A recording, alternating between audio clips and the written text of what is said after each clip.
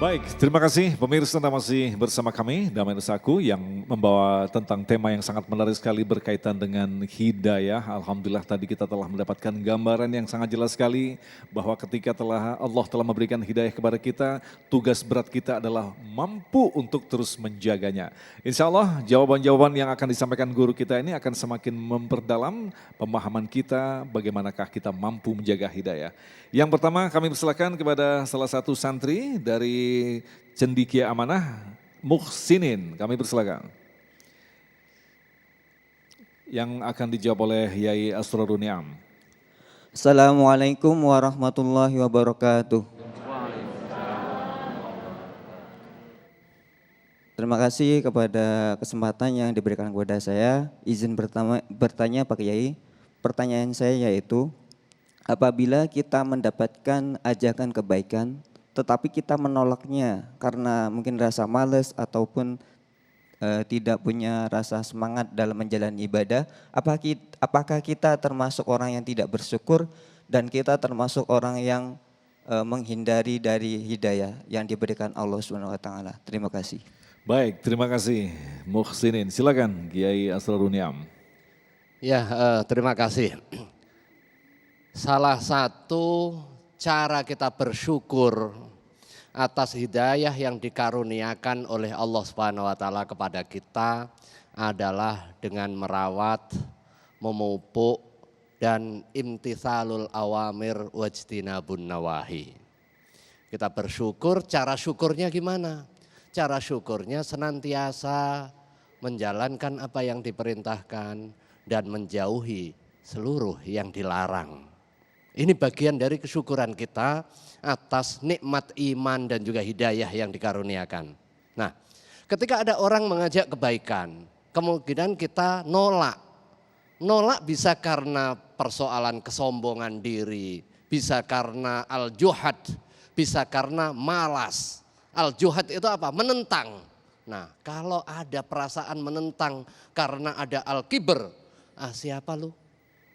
Masih kecil kok nyaran-nyaranin saya yang sudah senior.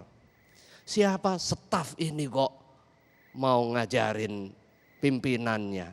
Nah, itu tanda-tanda kemasukan setan. Karena apa? Setan itu mengajarkan kita kepada kesombongan.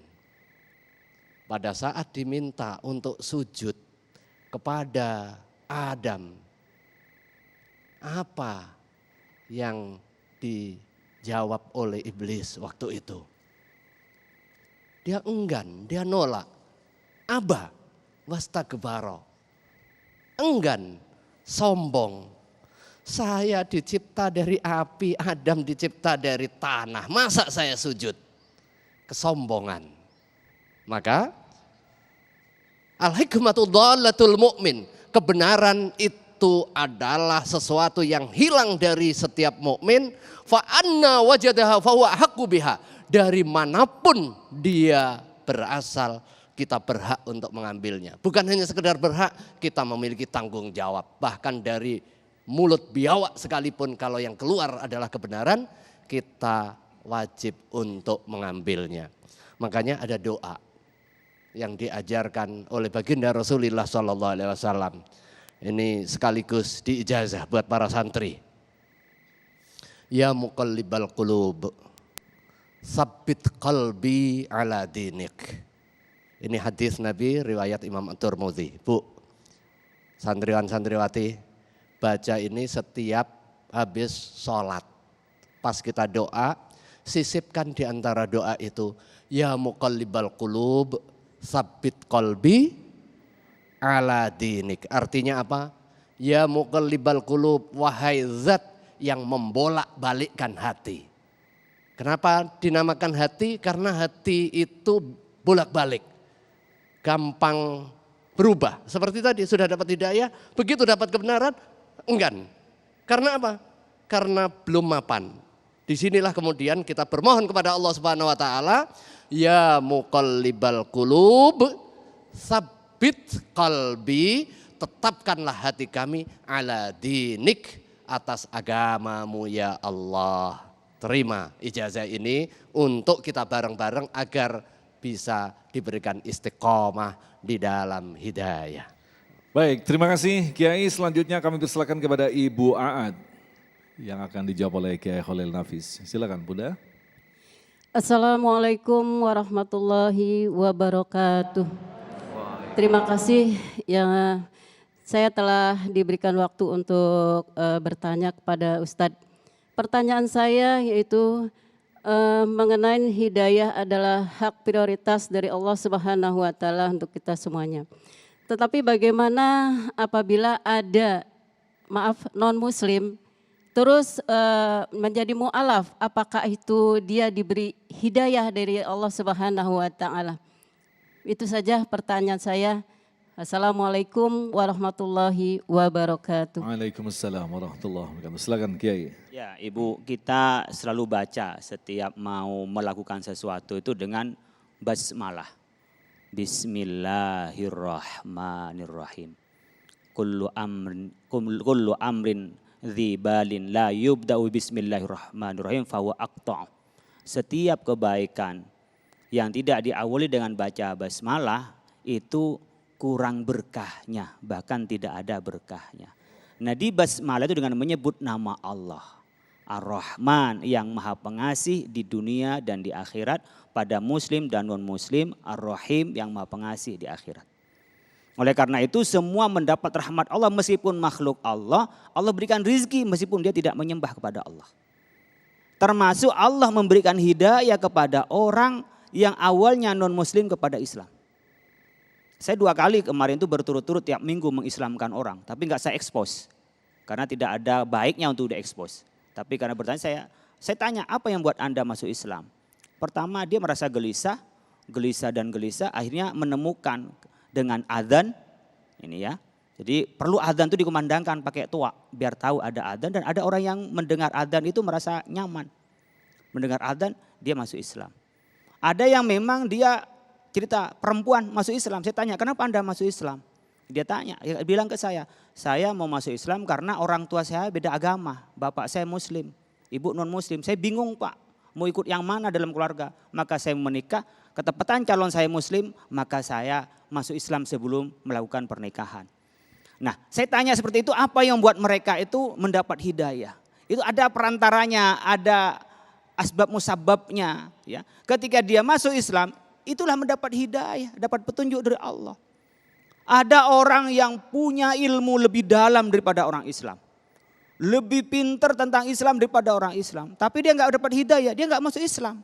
Kelompok orientalis itu bisa memaknai Al-Quran. Bahkan juga lebih dalam tentang gharaibul Al-Quran. Tapi nggak dapat hidayah, dia nggak masuk Islam. Ya sama juga ada orang yang menjadi ulama udah pintar tentang agama, sudah dalam agamanya, bahkan dia intelektual, tapi pendapatnya tergantung pendapatan. Ini kok pada senyum-senyum ini. Maksud saya dia tidak karena kebenaran dalil, bukan karena kebenaran di dalam Al-Quran, tapi karena ada pesanan, ada bayaran, ngomong apa saja dia ngomong meskipun bikin bahaya dan keluar dari ajaran Islam. Dia pintar, berargumentasi pintar, cari dalil pintar. Tapi dia nggak mendapat hidayah meskipun pintar untuk melakukan yang baik itu. Oleh karena itu kita syukuri kalau ibu bapak sekalian bisa mengacu hidupnya itu kepada kebenaran. Tadi diajari oleh Kiai Niam, sudah diijazah semuanya, ya muqallibal qulubi sabbit qulubana ala dinika, sabbit qulubana ala ta'atik. Ya Allah berikan kami ini dalam hati yang gonjang-ganjing tetap pada agamamu, tetap taat kepadamu. Karena kadang-kadang sekarang lagi taat rajin, ini anak-anak ini. Mulai dari jam 3 udah bangun nih, sampai sekarang belum tidur. Ada yang demen, ada yang ngantuk-ngantuk gitu. Besok gimana, kapan liburnya, ya kan? Ada juga yang ini puasa dapat 3 hari, ada yang 4 hari, ya kita toleransi, saling menghormati, jangan saling menyalahkan. Adalah hak itu melaksanakan yang diyakini. Ibu bapak sekalian mungkin ada, ya Allah ini kok cepat banget sudah 3 hari ya. Padahal kita kepengen lama-lama. Ada yang mengatakan, ya Allah lama banget nih, masih berapa hari lagi lebaran ini gitu. Apa yang bisa mengubah dan membedakan ini ibu bapak sekalian? Imannya. Sama bulan Ramadan ini terasa sempit. Kenapa Pak? Ya maka maghrib makan.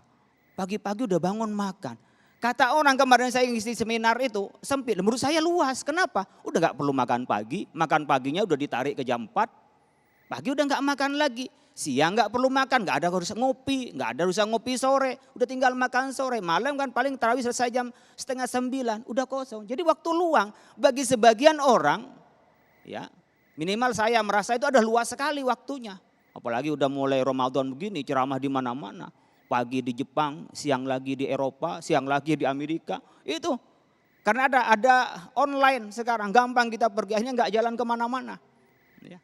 Ibu bapak sekalian, kalau ada orang diberi kesadaran masuk Islam, diberi kesadaran untuk taat, syukuri. Dengan apa? Dengan dua cara. Ada yang syukur secara tiba-tiba, ya Allah alhamdulillah kok bisa anak saya mau puasa semua full. Alhamdulillah. Sujud syukur anak kita dapat hidayah. Punya duit dikit, bersihkan ke orang lain. Zakatin, sedekahin, infakin, wakafin ke orang lain. Terus kita laksanakan semua yang diberi nikmat itu digunakan kebaikan, sehat dalam kebaikan, punya teman baik juga kita pelihara kebaikan, silaturahim itu bagian dari mensyukuri nikmat. Ya, datang ke orang takziah, datang orang yang meninggal, datang orang sakit jenguk itu bagian dari mensyukuri nikmat. Kita diberi kesehatan, berbagi menjenguk kepada saudara yang lain. Tentu kesehatan ini kita juga nikmat yang besar dari Allah Subhanahu wa taala. Nah, Kiai Niam, kalau kita dalami tema tentang hidayah ini seperti yang dikatakan Kiai Khalil tadi, hidayah adalah diberikan oleh Allah. Artinya otoritas yang memberikan hanyalah Allah. Lantas bagaimana dengan orang-orang yang memang berbuat buruk tetapi belum mendapatkan hidayah seperti bahkan pamannya Rasulullah sampai meninggal pun padahal all out membela Islam tapi belum mendapatkan hidayah. Artinya kan letak kesalahannya bukan pada manusianya, itu keputusan Allah, urusan Allah untuk memberikan atau tidak. Bagaimana kamu menjelaskannya? Betul ya, jadi ini ada dua sisi. Sisi yang pertama ada penjelasan bahwa baik buruk itu Allah Subhanahu wa taala yang tentukan. Iman atau tidak Allah taala yang tentukan. Tadi faman syaa fal yu'min wa man syaa fal yakfur. Jika Allah kehendaki orang akan beriman, jika Allah kehendaki orang akan kafir.